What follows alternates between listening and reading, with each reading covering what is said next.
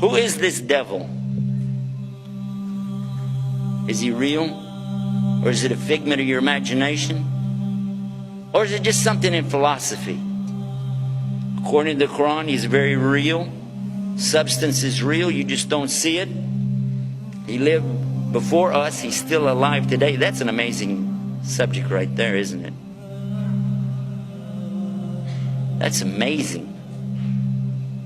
The word shaitan is derived from the root shaitan, means impure and base.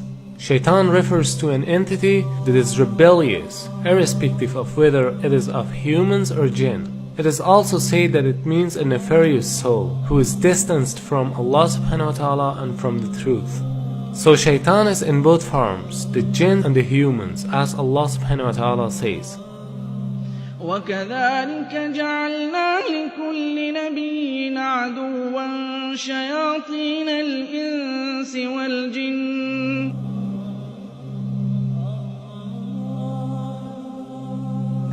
Now what is this about the jinn? Why do you have to believe in that? Well, they're part of something called al-ghaib. Al-ghaib means the things you don't see, the unseen. You agree and I agree, we don't see Allah. Okay, so he's in the ghaib, the unseen. We agree there are angels and you don't see them. They're in the ghaib, unseen, made out of light. And now the jinn, and we don't see them. They're also in the ghaib. They're made from a fire which has no smoke to it. And if fire has absolutely nothing like smoke to it, or that it could be that you don't see that either. There's heat that you don't actually see, isn't that true? The both kind of shayateen are trying to lead people to evil deeds. The jinn kind of them are whispering to your hearts so that you can't see them or hear their whispering.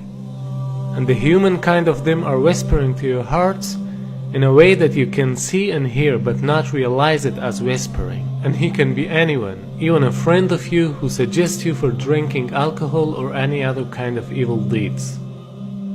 As far as the question is concerned with Iblis, it should be noted that Shaitan is a common noun, whereas Iblis is a proper noun. Iblis is also from among the jinn, who was the first creature that disobeyed Almighty Allah's command. We don't see the jinn, but we said that they have choices. And they were making choices even before Adam or human beings were ever created. And their choices were sometimes good, sometimes bad. From them comes the one we call Lucifer or Iblis.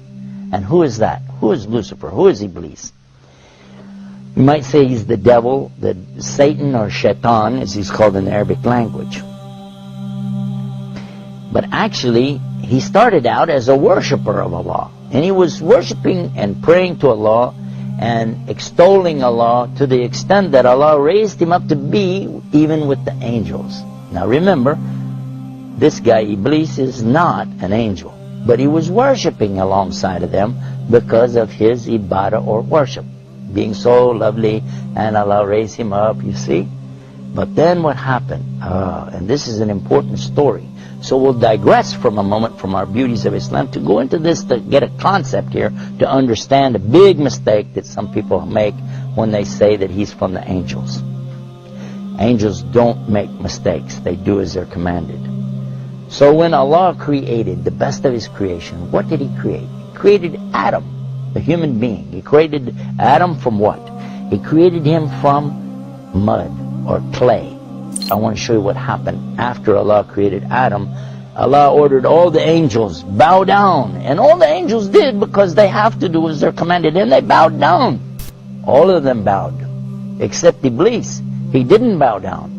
Now if you read this in context, you understand that he was not an angel. But if you just read the words, all the angels bowed down except Iblis, you'll say, well see, that means he was an angel. But otherwise, in the Quran we find in other places that Allah said he wasn't an angel, but he was from the jinn, and he's created from a smokeless fire. And that's exactly what he said. You created Adam from mud, but I'm created from something better, from a smokeless fire. So I refuse to bow down. Why? Because I'm better than him. I am better than Adam, and I refuse to bow down to him. And by so doing, he disobeyed Allah. And whoever disobeys Allah, he's in trouble. But especially if he does it out of his arrogance and his pride. I refuse to obey because, I know better. And in this way, he put himself in the worst possible condition with Allah. Allah condemned him to hell forever. And he said, I don't even care. Just let me take him, meaning Adam, and his children along with me to hell. What? For what? Because of this thing called pride or arrogance. Kibr in the Arabic language. And what is kibr? And kibr is something comes from kabara. Kabara is the root of the word akbar. And only Allah is akbar. Allah is greater and greater and greater than anything. But a human being has no right in front of Allah or anything that's created. The jinn, the angels, nothing have the right to come in front of Allah like this and say, who am I? I'm this, I'm that. No. Allah gave you a commandment. You do it. Now the important point is that everyone thinks that it is because of shaitan that we commit sins. That's why they're asking some questions like, why Allah created shaitan? Or why Allah didn't finish shaitan so that we wouldn't commit sins? Here's a misunderstanding. Shaitan cannot do anything more than whispering. To make it more clear, let's ask a question. Before Iblis became shaitan, there was no other shaitan, right? So who told Iblis to disobey Almighty Allah's command? Here's the point. There was no shaitan before him. He did it because of his nafs. Suppose that even if there was no shaitan, still we'd have nafs. So we'd commit sins. Because this world is a test for the mankind and the jinn kind. Now same as the case with Iblis, he is also in this test because he is a jinn and he has nafs. So Allah subhanahu wa ta'ala didn't create him as shaitan. Rather he himself chose to be shaitan. Not only Iblis but all the other shayateen are choosing to be shaitan by disobeying Almighty Allah's order. Now, what happened next? Well, that's when Allah told Adam that he could have anything that he wanted in all of the paradise. Go ahead, enjoy. But there's one tree, don't eat from it. Of course, you know what's going to happen. And the devil came to him and to Eve and got them to eat from that tree. And they were cast down because of that. But Allah knew from the beginning they would eat from it. That's why Allah put it there. Because this life, and this is the whole reason for me telling you this story, so you can get this one beauty of Islam, to understand this one thing. This life is nothing more than a test.